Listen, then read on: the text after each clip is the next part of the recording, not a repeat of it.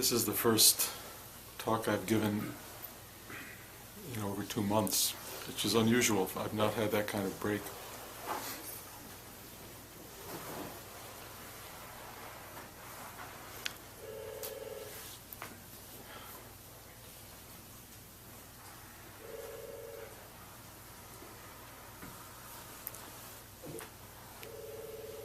Clearly the last 2.5 months have been very intense.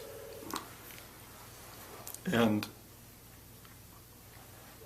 as much as I would try to sit down and did on a number of occasions to try to say something to this camera and to all of you who are looking at it, nothing wanted to come out.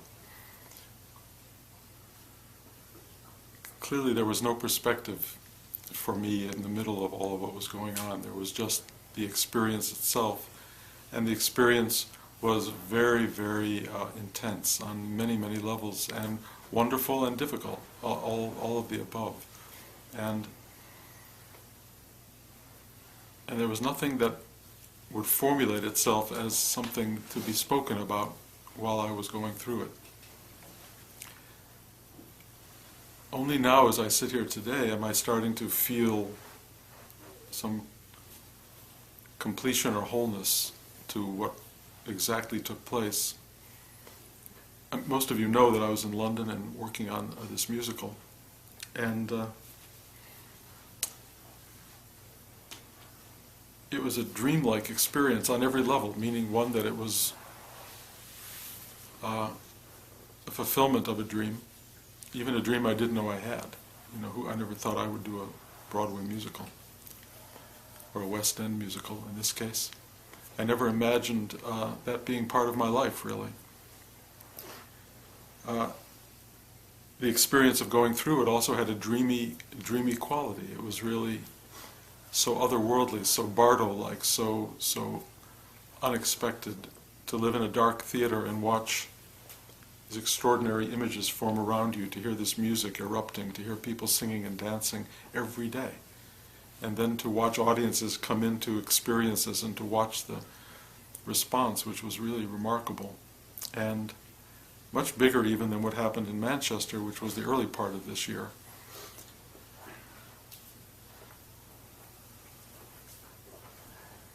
I keep wondering what it would have been like if Buddha had had his enlightenment in the middle of doing a Broadway show. And what his experience would have been and what our world teaching would be as a result of that. But the great lesson for me is that spiritual awakening is true to whatever is happening. And if you are sitting in a monastery practicing Zen Buddhism for years on end and suddenly have this awakening, your awakening will be influenced by and conditioned by the environment in which you are sitting. If you are working on a movie, as Julia was, and I have a brother-in-law who had an awakening sitting on the witness stand in a jury. He kept saying, "Who are they talking to?" And suddenly realized that he wasn't there. And another student in in Los Angeles, who simply put his name on a piece of paper and offered it to the flame and said, "Take it," and it did. Just took him completely. You don't know where these releases will come from or what they will mean, but they will each have their own very personal and very real context. And for me, the last 2 months have been energetic in ways that are, for me, pretty much indescribable. There's just so much happening, so rapidly, so deeply, so fully. And I can't say that it was all completely joyful. There were periods that were just the opposite of joyful. And there were things that took place that were actually very painful and difficult. And yet you have to ask yourself, and you do when you have a spiritual life, why should it be other than this? Why should it be different? What makes me different than anybody else just because I have a spiritual life or an awakened life? The answer, of course, is nothing. Nothing. You are what you are. Experiences are what they are. The extraordinary thing about having a spiritual life is that it amplifies, intensifies, deepens, enriches, clarifies, and emboldens much of what you are. And it's remarkable to live a full and deep life. So many people want a spiritual life to remove them from life, to separate them from the ups and downs, the pains, the suffering, the drama. But that rarely happens unless you're already on a path that separates you from life, a monastic path perhaps. And even that doesn't separate you, because Rudy always talked about the Zen monk who kills another Zen monk for stepping on his flower. You know, drama can come out of any condition, any situation, and you really are not necessarily free of life just because you're living monastically or separated from the world drama. Drama is drama, and it's our life. And it's how we live it that teaches us. And we are all here to learn extraordinary lessons. For me, the awakening of last October was a release from Bruce, but in no way was it the finality of Bruce, and I was really led into that by the experiences of the last 2.5 months. If you want to see yourself in ways you don't expect, put on a Broadway play. It's really remarkable what occurs, the demands, the resources that it draws up, the dealing with the unexpected, with the critical part of it. Some of you know that the play, although wonderfully received by many people, was not well received universally.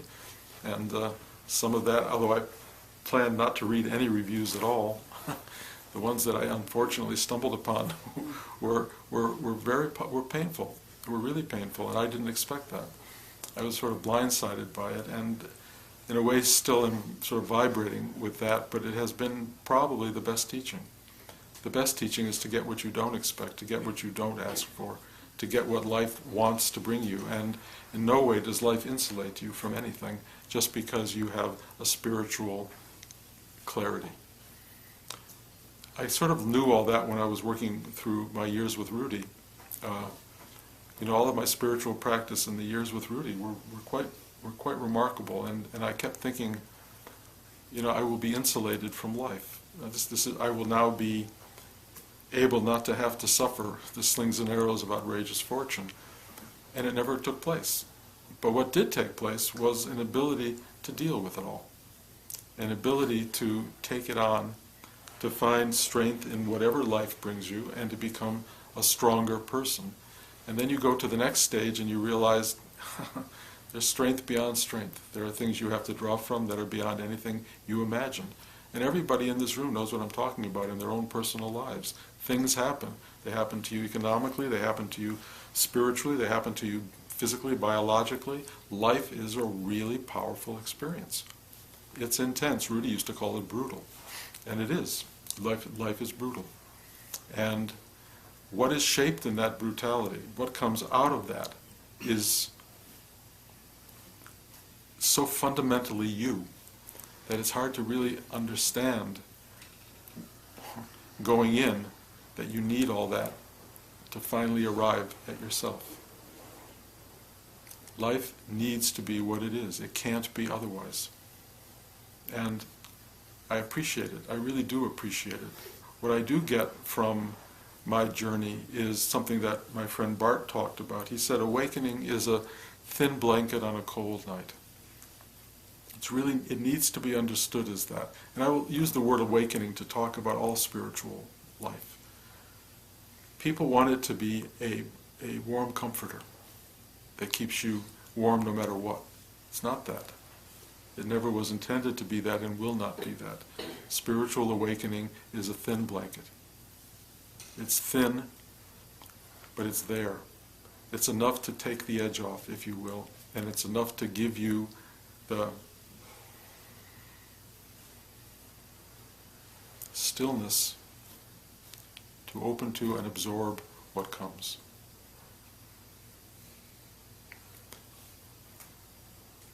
I learned so many things during the course of this period, and way too many to try to summarize. But one of the most important was this. I have not been away from teaching for such a long period since I became a teacher. Even when I was making my films, I taught every Sunday. I kept teaching, Sundays and Wednesdays sometimes. I kept working, I kept being a teacher. But during this period I stopped. I just stopped. I just didn't teach anyone. I didn't have a sangha, I didn't have a class, I didn't talk to anybody about this work. And I found that it felt like an absence of something crucial. That it was clearly missing. And I didn't have anyone around who particularly wanted a class, and I didn't want to sit down and say, hey you, I got to give a class. So it didn't happen. But what did happen was really kind of fascinating. People would arrive at my doorstep, and they would bring with them the energy of this spiritual being that we all get to share on a weekly basis. My sister and my brother-in-law arrived, and I was going through a very difficult time, and I don't know how to describe it other than a sense of absence of this. And I opened the door, and they were standing there, and it was like an onrush of joy, total joy. I didn't even have time to say hello. It just was so much joy came through the door. And my brother-in-law, who had called me actually after this courtroom drama, I hope, Alan, you don't mind my talking about this, he was on the stand, I think, because his building had mold in it and they were suing him for it. And they were yelling at him and saying horrible things about him, and he really did sit there and go, who are they talking about? And on the ride home he called me, and he was no longer Alan. He just wasn't that person anymore. It had just gone away. And I didn't even know who was calling me on the phone. It was just so unlike my brother-in-law to sound like that. And then I kind of put it aside, because I'm not holding on to all the information that flows through on a daily basis, but when he arrived at the door, I realized instantly that it was still operating. And he and my sister came upstairs, and for the week that they were with me, it was like a living class. It was like, we never sat, we never did this, but we were just being together in a state of so much joy and bliss and content richness and gratitude for each other's presence. And I saw what it means to have what we have in this room. What it means to have that in your life. When it's not there, it is really not there. And when it comes into your life, it is the greatest gift that I know. There's nothing like it. To be present with the other. The only thing that's beyond that is to be present with your inner self. But I have to say, when that is not working in a dramatic way, and a lot of us know what that feels like, when the other comes to you and brings that with it, with them, or with whoever it is who walks through the door, the recognition of it is so powerful, so potent, and so beautiful that you feel nothing but this profound sense of gratitude. And it happened again. My very dear friend and student and teacher in Los Angeles had this awakening. I described the piece of paper, and he will describe it to students better than I will. Literally giving his name to a flame and letting it be evaporated, and suddenly discovering that it did its job. Just poof, there was no more Terry. He came to visit us also in London. The flow of visitors was amazing, and each had their own content, but the awakened visitors brought something that was indescribable, truly indescribable, and everything in my being radiated outwardly, and the connection between us was a singularity of such power and such remarkable presence that it was really distinctively different than the day-to-day life. Distinctively different. And it was remarkable. It was truly remarkable. And we talked and talked, and he and the others who came to visit as well each came bearing gifts. Everyone brought something, which was hard to describe, but it was like completion. I thought, Bruce, I think you're going to die at the end of this, because you're done. You've had completion with everyone you need completion with. All the major people, all my relatives, everyone I needed to have the final whatever it is happened. I could have left the world like that. I kept really, truly expecting that would happen. I thought they were just, I don't know what would happen. In London, it's easy to just step off the curb and look the wrong way, So I figured that probably would be what would go on. And it almost did twice, actually. But it didn't happen, and here I am. Here I am, having had this phenomenal completion with people. And now I have arrived at a place of indescribable unknowing. I mean, I do believe this musical is going to present me with opportunity for the next several years to keep working. That's what it appears. And that's terrific.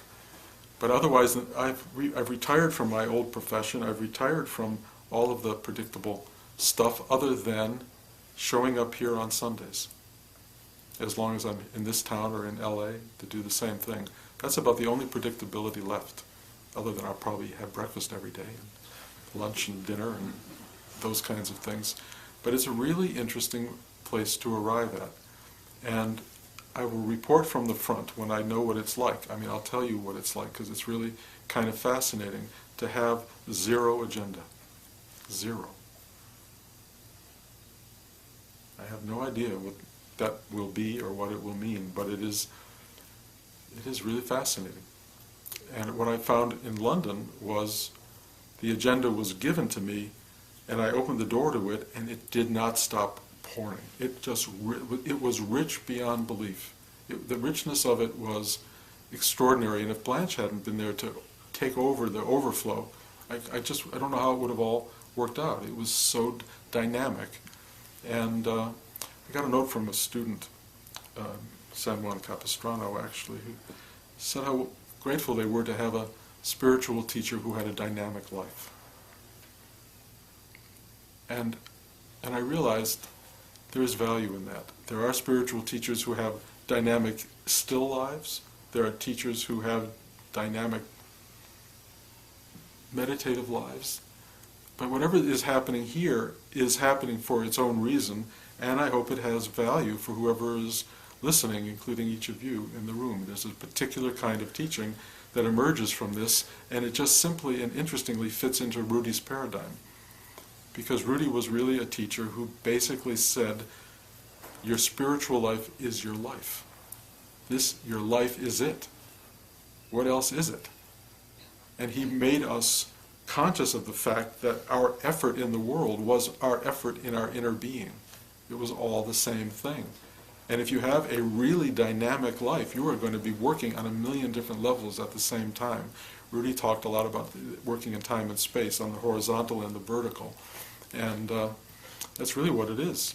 You're working on multiple levels simultaneously, and you're working your ass off. And you're doing it with a sense of amazement.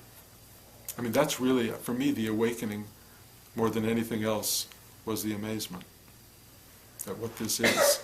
I thought awakening and spiritual enlightenment was some kind of ending, and truly it's a beginning. It's really the beginning of spiritual work. It's just you're no longer doing it, it's doing it. It's just happening.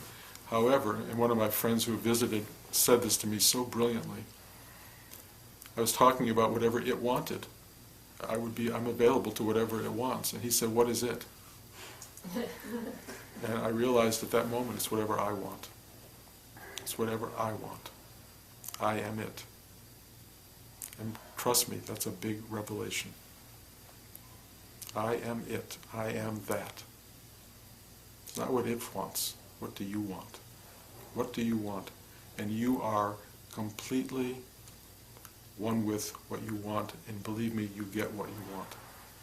And if you haven't gotten what you wanted, it's because you haven't wanted to get it. And if this enlightenment, awakening thing is driving you a little crazy, it's not a bad thing. You know, some people hear me talk about it and they want to run the other way. Some people want it so badly that they're obstructing it from happening. And most of you are just kind of, well, it's interesting. maybe someday. But I'm telling you, you're the creator of your existence in ways that you cannot fathom. You cannot fathom. You are it. You are that. And I don't mean you as the particle self, as the ego-mind self, because you are that. You are the ego-mind self. But you are also the self itself. And when you know that, and when you own that, and when you accept that, and when you go, I am that, life becomes what it always was meant to be, and that most of us have lost touch with from early on. And the whole idea of awakening is really the idea of realization, realizing, oh yeah, I'm it. This is my world, this is my universe. Everyone who's in it is mine. Everyone who surrounds me is part of my fabric of being. All of my successes and failures are all part of it. And you can't own them as because, like you did something right or wrong. It's just part of the configuration. It's part of the drama of human being. And I'll tell you, we all have drama. And I was in the middle of one of the most joyous experiences of my life, and there was great drama, and great difficulty, and suffering. And it was amazing to me to watch all that. And what I understood from that is we each have these elemental parts of our being that need to be experienced and addressed and lived. Every one of us. My granddaughter has them, and she's only 7 months old today. She has elemental needs. We have elemental needs. Our drama is real. I'll tell you what's not real. I mean, it may seem real, but the stock market is not real. The debt ceiling is not real. What's happening in every other country of the world is not real. I know that sounds totally terrible. It's like, how can that not be real? It's happening. I can read it in the newspaper. Don't read the newspaper. Don't turn on the TV and tell me what's going on. I'm not saying put your head in the sand. I'm just saying, what is your immediate world? What are you really relating to? And if you're relating to all the big drama around you, that's your choice. It's okay. But if you want to truly relate to it, get on a plane and go to the Sudan, go somewhere and do something. But if you want to just sit down and be uncomfortable about it, then own that. Own that that's what you want to do. But I'll tell you, you've got enough drama in your own life to deal with. I look at Talia, she wants the next thing, whatever it is, that toy, this person, this, whatever it is, she really wants it. She wants to crawl there. She would love to walk. She would love to talk. She has these huge urges in her. If I tried to add to that, the stock market, I don't know what she would do with that. Luckily, she can't figure that out at this point. And most of us don't have to figure that out. We really don't. We are as free or as trapped as we want to be. And trust me, a lot of us like being trapped. A lot of us like being in pain. And not only that, the universe supports that. I have no idea why, but it supports it. If you want it, it's yours. You can have it in any design form that you like. You will actually be able to have, and in fact already do have, the life you want. Amazing as that may be, or as unsatisfying as that may be. So fix it, or don't fix it. Love it or hate it. Doesn't matter to anybody but you. Totally your choice. Absolutely your choice. And you're going to learn from every bit of it.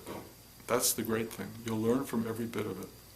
I mean, I really was feeling some kind of shame in London because I was going through so much suffering at various times.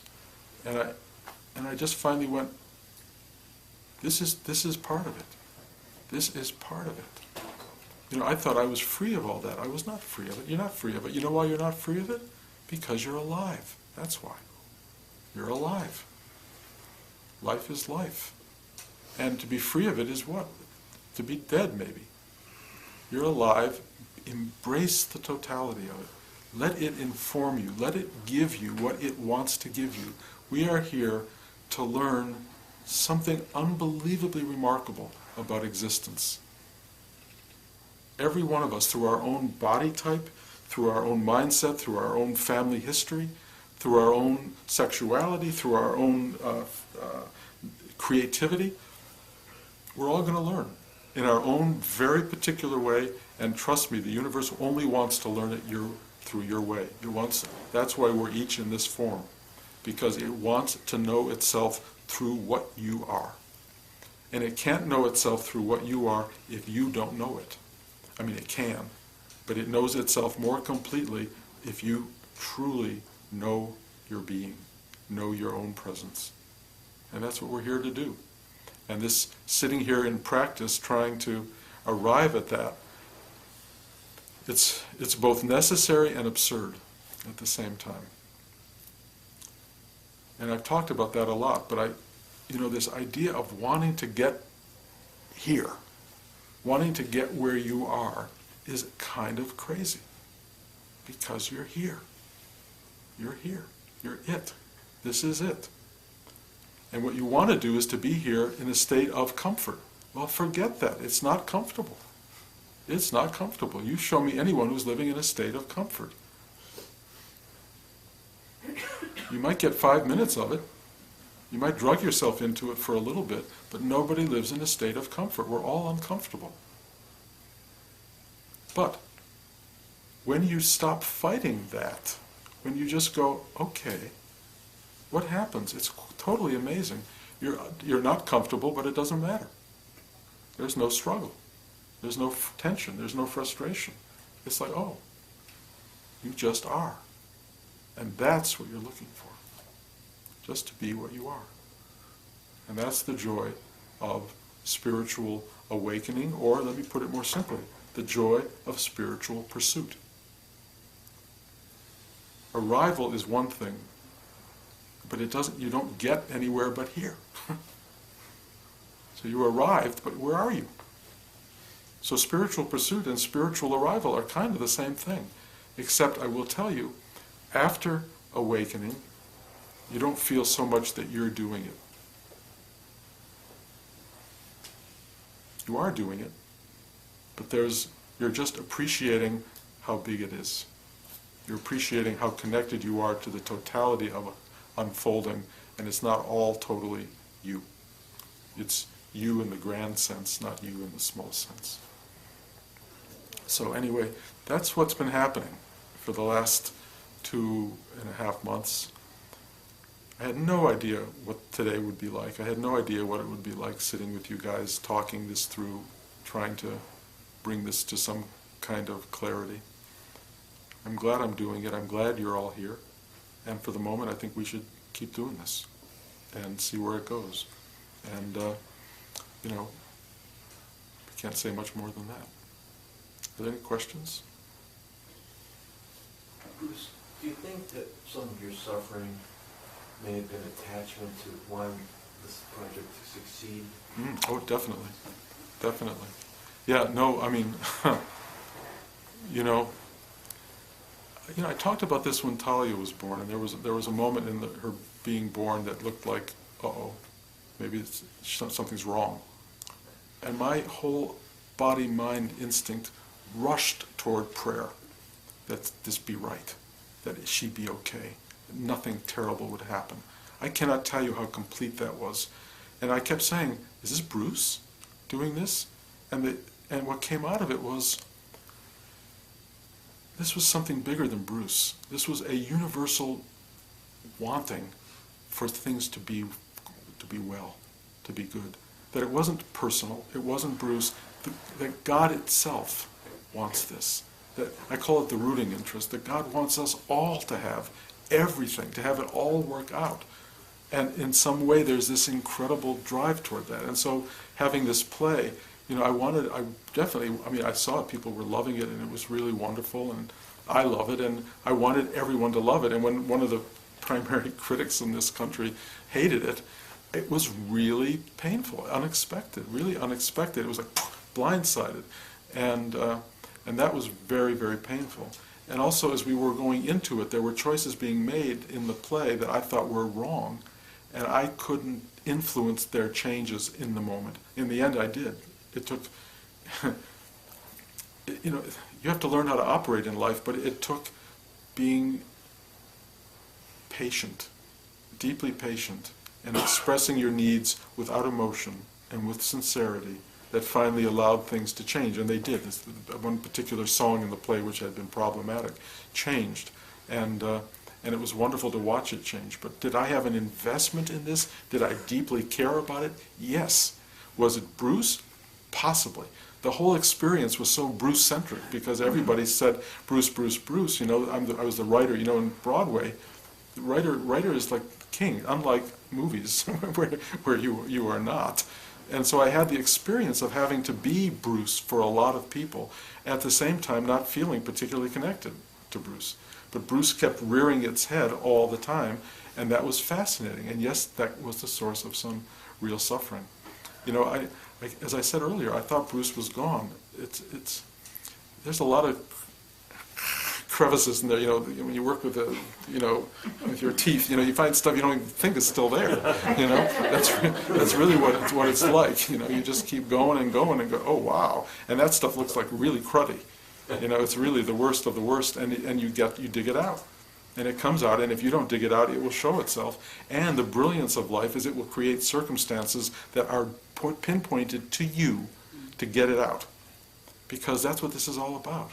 It's just clarity and clarity, cleaning and purity, and even the most pure of us. And I look at someone like Nityananda, I watch movies of Nityananda walking around. This guy clearly was deeply arthritic. He could barely walk. You could see the way he was walking. It was just painful for him. And he slept on concrete. He slept on concrete every night. This guy, he was bearing up without any resistance to the universe and the body that he was inhabiting. And he did nothing but give out love and clarity and presence to anybody who came within his sort of purview. That's what he did. And that's what we're all growing toward, if you will. We're becoming that. And I can say you are already that, which is true, but there's still some dental flossing to be done. Anybody else? You look at the reviews because you had expected the good and you got a lot of good reviews. But when the bad ones come in, it's kind of like a balance, kind of zeroes it out, and it makes everything like nothing. Sort of. For me, it was just awkward. Of course. I mean, I thought now I have to come back and everyone's going to look at me like poor Bruce. His play had bad reviews or some bad reviews or whatever it is. But for me, it's always been like this. And every movie I've ever written, except Stuart Little 2, had bad reviews. And the bad reviews are always in the newspapers where all my friends live. Right. Well, So you look at it as a reflection on the reviewer. Well, no, of course you can. And I really was going into this. Our director said, "Do not read any reviews," and I had decided for the first time in my life not to read any reviews. And I literally stumbled upon the Ghost review. It was a Saturday, and I was looking at the New York Times, and there it was, and I was just like slammed in the face with this review. And of course, then I realized everyone I know who's read this now is feeling terrible. And how do I tell them? No, because we had wonderful reviews, and the show is doing great, and we're selling out, and all of this stuff. But I was in suddenly a way that I had to. This is clearly you can hear it in the voice. Bruce. There's a Bruce talking in all of this, and it was just uncomfortable. Did you send them a thank you note? No, I wrote him a really terrible letter, which I never sent. But I always do. I always write terrible letters to people, and when I get really angry, and I don't tear them up. No, I save them actually. But I write unsent, and I leave them unsent because it feels so good to get that off your chest. So that's what I did. No, Bruce really came into the picture here, and I saw that happening. And yes, that does cause it causes suffering, and you don't even know it's still lurking around until these kind of moments happen. But it's great training, and I've done my best to clarify all that, get it out there, and kind of put it behind me. So I think that's pretty much done. But now we have probably the New York opening, and then we have to go through this again, and then then it's going to happen. I don't care about South Korea and Germany and Holland and places like that, but New York's still going to be the one last. They're going to get into they're going to dig in. Don't forget. Don't forget? No. Oh, trust me. I get the lesson. I know the lesson. I'm prepared for the lesson, but it still gets me like that. You wear tinfoil on you. Hey, I'll wear something. Or you can write me a note the day before and just remind me. Okay, that's the value of having friends. So what I think what you just said is that even though you can have a detachment, there's still that other side that comes in and wants to attach you. I thought it was gone. Yeah. So what has happened was surprise. Right. And the surprise of that has been meaningful to me. You know, and I'm telling you, as far as I can tell, I don't know if I speak for everybody, you know, in spiritual practice or people who have awakened. I don't know. I mean, I'm speaking for Bruce because that's all I know.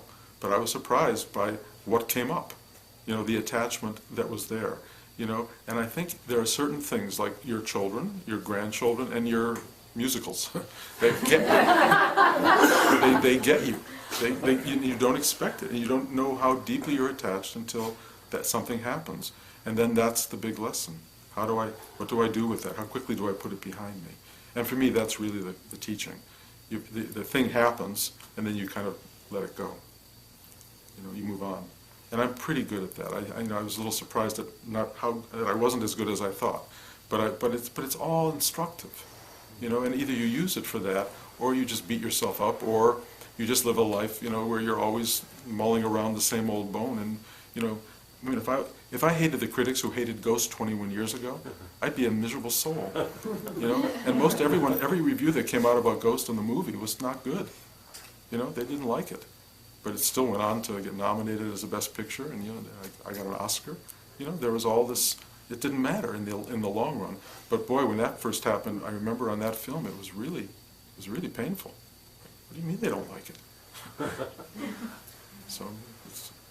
I mean, someone reviewed your children, you know, and they told you the day they were born that this is a waste of time and they should never have had it. And that's literally what some of them said. What do you say to that? You know, you want to kind of take them in an alley and. But I was thinking about this, and then I thought I'd ask you, and then I thought I wouldn't ask you. But now that you've gotten to this point, when you were leaving London, and you left that behind, the show was still going on. Mm. Do you almost feel like you left a child behind? Sure. Yeah. Yeah. But they send me reports every day. Okay. They do. And they tell me how many people stand at the ovation at the end, whether we have standing ovation or not. I look for that every day. Are they still standing? You know, it's been every show so far, yes. You know, we've been very lucky about that. And so, and I know the cast is counting as well. They're waiting for the first night when nobody stands. And so far it hasn't happened. The roar of approval at the end of the play is so overwhelming. People, they don't just stand, they yell, they scream, they stomp, they whistle, they do everything. They go out of their mind with pleasure at this show. And that's a great thing to see. And it's very deeply touching. You know, and people are crying, you know, they're sobbing. Toward the end of the show you hear things like, really, I mean, what is that? So it's such a strange experience, you know. And the ushers all stand around to see if everybody's okay because they want to help people out of the theater if they need it. Medic. I did that in the movie. Pardon? I cried in the movie. You know, people cried in the movie and they cry in the play. It's very similar, you know. But one review, I read that Judi Dench. Judi Dench. Yes, Dame Judi Dench. She came and she was so tearful and told that it's the best thing that happened. She actually sat with me. We sat together in the auditorium. And they didn't wrote it in review, but they told it. No, she was like night before. It was a few nights before the play opened, and she sat with me, and she kept gripping my arm, and she's crying, and she's laughing, and she goes, "Stupendous, stupendous." She was truly loving the play. It was really, you know. Yeah, this was I know she, you know, and I've told this to people now too. Andrew Lloyd Webber came the other night and said that we were a hairbreadth away from being the best show of best musical of the last 20 years. And that's a nice comment. One song he didn't like that he would like us to change, which I think we will change. But it was a very good comment for the show. Mostly people have been very favorable. It's just certain critics, and mostly what I've discovered about these critics, and I've learned this in earlier of my films. If you present them something that is really heart-centered, emotional, and that is spiritually driven, they do not want to go near it. They hate you for doing it. They hate you for bringing them out of their head and telling them there's this feeling here. They do not want it, and they will punish you like mad for that. And I have gone through that now so many times, and I feel bad about it. It's always hurtful, and there's nothing I can do about it. That was your Hollywood experience, right? Yeah, Yeah. always. When Except they would it- say too much religioso or Yep, whatever. You yep. know. Or, Time Magazine called me the Dr. Kevorkian of American cinema. Oh. Because I write about death all the time. I mean, look, you have to That's a get... T-shirt. Yeah, right, exactly. That's great. You just have to learn to bear it, and I thought I had, but this time I thought we had a winner that nobody would dislike.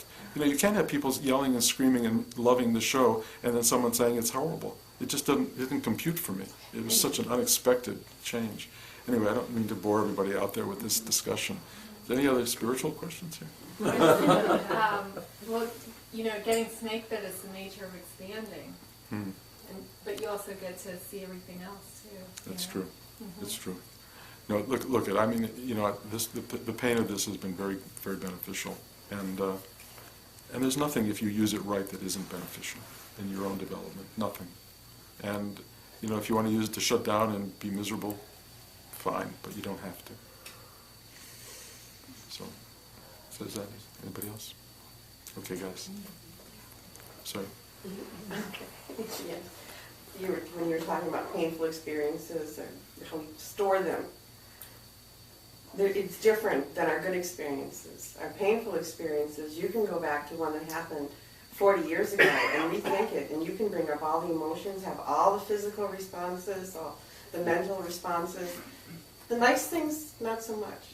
So we really do pack them on and reuse them. Well, that's our evolutionary sort of need.